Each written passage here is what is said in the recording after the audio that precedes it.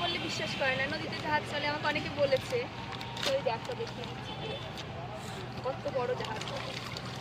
চলো এবারে মা গঙ্গার নামে, বাবা ভোলেনাথের নামে একটা আমি নাম নাম ভালো ভালো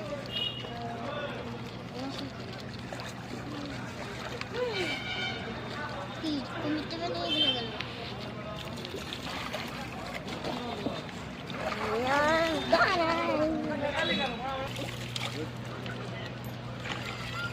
অতটাও ঠান্ডা না।